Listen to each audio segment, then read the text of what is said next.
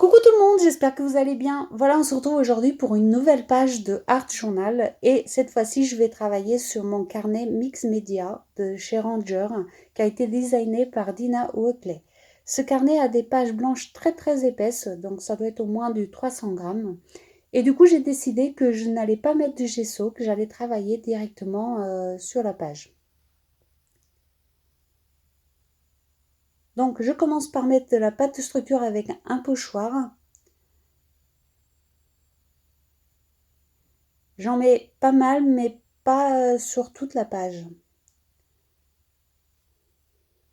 Vous avez pu voir aussi que j'ai utilisé du scotch de masquage sous l'autre page afin que si jamais je déborde, que l'eau et les encres n'aillent pas dans la reliure et que ça puisse passer dans les pages qui sont déjà réalisées de l'autre côté. Je ne fais pas mes pages en allant, il y a des pages qui sont déjà faites plus loin. Et du coup, j'essaye d'éviter qu'il y ait de la couleur qui aille sous les autres pages qui sont déjà réalisées. Ce carnet a beau être d'une très grande qualité, s'il y a beaucoup d'eau et beaucoup d'encre qui passe dans la reliure, il y a des chances pour que ça traverse. Donc là, je vais jouer avec mes encres en spray de chez Lindy's. J'essaye de vous montrer le nom des couleurs. Des fois, vous me le demandez, donc j'essaye de vous le montrer. Il suffit de vous mettre la vidéo en pause pour noter la couleur. Et là, je viens les appliquer, donc je mets de l'eau et je viens les appliquer avec un pinceau, car il y en a certaines qui sont bouchées et d'autres que c'est la fin, malheureusement. Donc j'ai utilisé un pinceau pour les appliquer. Quand c'est vraiment la fin des flacons, c'est plus pratique d'utiliser le pinceau, je trouve.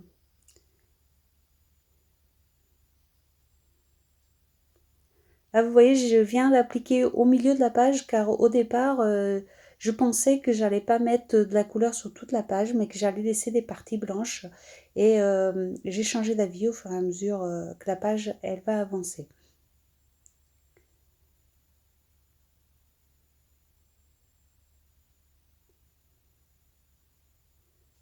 Là, je mets deux couleurs différentes. Donc, il y avait un marron et un orange, mais franchement, sur la page, il y a quelques petites nuances, mais c'est pas flagrant, hein. On ne voit pas trop la différence.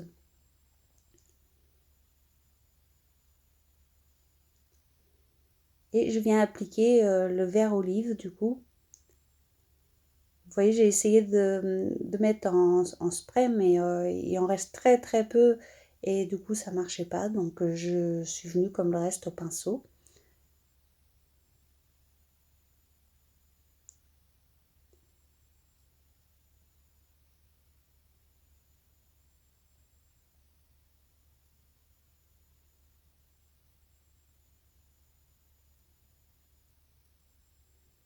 Et là, vous voyez, dès qu'il y a de l'eau, des encres qui coulent dans la reliure, j'essaye directement d'essuyer pour éviter pour éviter tout simplement que ça ne passe de l'autre côté.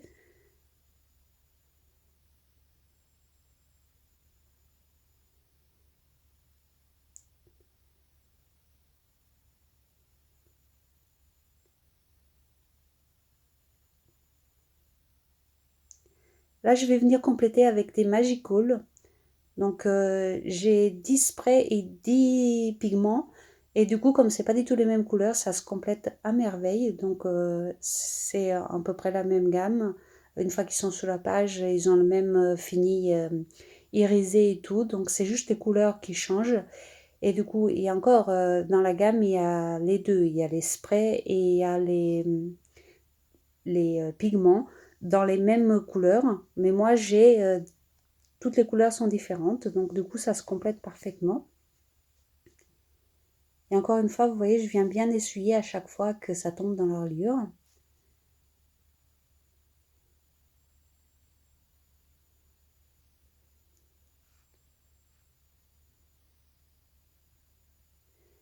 Je vais venir avec du noir, Magical Noir.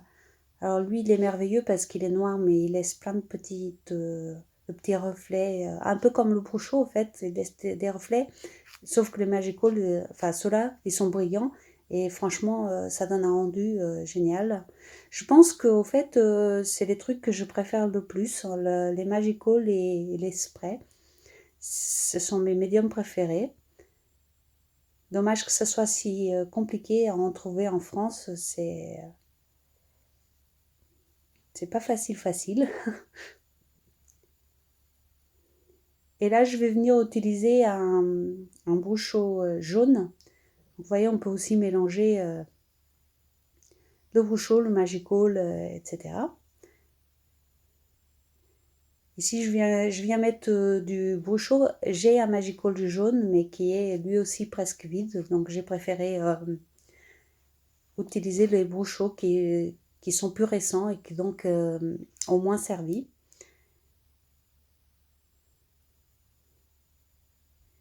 Et vous pouvez voir que finalement, j'ai rempli toute la page de couleurs. J'ai rien laissé en blanc.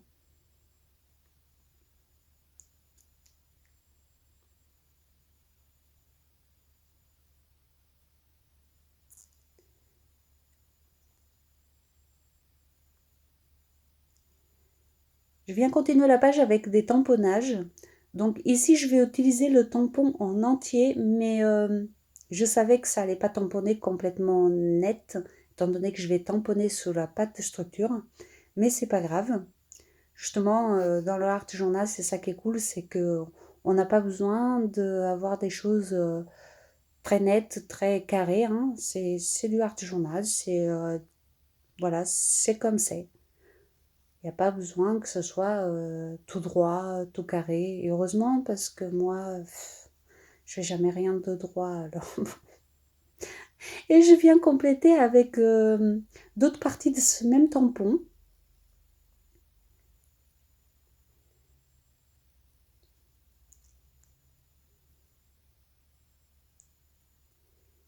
Un autre tampon de fond qui sont des écritures, hein, des toutes petites écritures.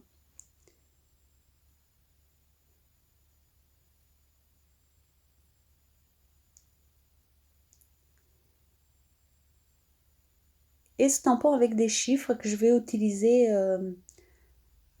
de façon partielle, donc je ne vais pas l'utiliser en entier cette fois-ci.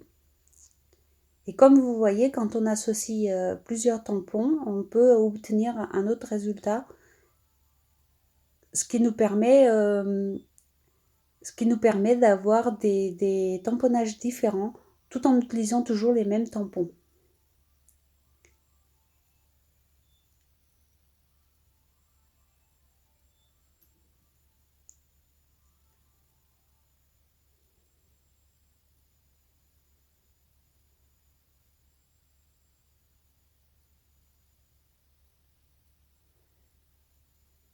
Là, je viens faire le contour avec un trait à main levée.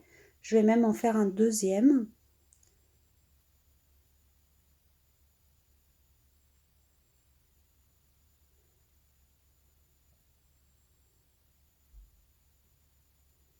Et là, pour le coup, je voulais vraiment qu'il ne soit pas droit, donc je l'ai fait vraiment...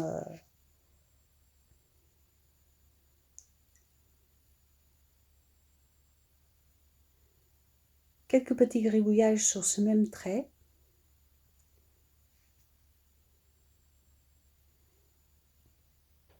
Et là, je viens choisir une image qui était déjà découpée dans mon bac à images. Et je vais prendre une petite phrase sur ce truc autocollant là que j'avais eu chez Action, mais il y a longtemps. Hein. Je l'avais pris, mais je m'en suis pas servi encore. Donc je trouve que c'était le moment, c'est les bonnes couleurs. Et c'est le bon esprit de ce que je voulais donner à cette page. Donc j'en ai pris une. C'est en anglais, ok, mais c'est pas grave. J'utilise souvent des phrases en anglais, ça me pose pas de problème.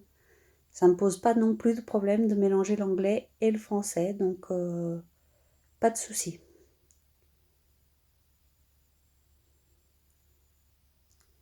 Donc là, je viens coller mon image. Comme d'habitude, j'utilise la colle de chez Action.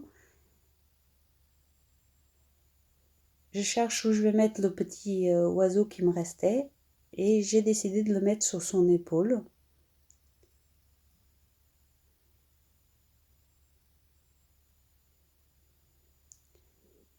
Et je viens également découper ce petit sentiment sur une planche de sentiments que j'ai déjà imprimé à l'avance.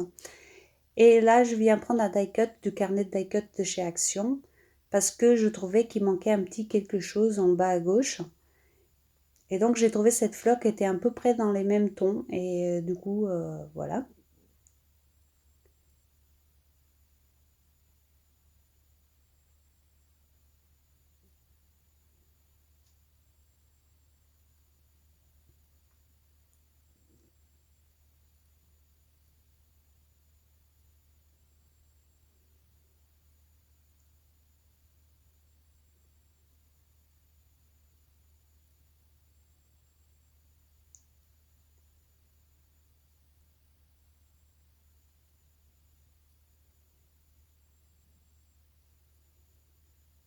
Donc je viens elle aussi la coller et puis je vais essayer d'intégrer un petit peu le tout avec le tampon de fond comme je fais habituellement. Je finis toujours par quelques tamponnages de fond sur les images afin de les intégrer un petit peu mieux. Je trouve que c'est une bonne façon pour que les images soient mieux intégrées à la page.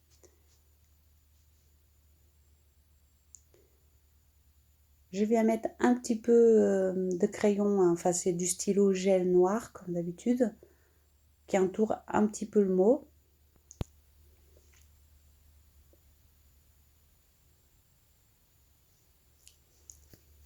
Et puis voilà, la page elle est finie. J'espère qu'elle vous a plu. Dites-moi en commentaire ce que vous en avez pensé. Je vous fais des gros bisous et je vous dis à très bientôt pour d'autres créations. Bisous bisous!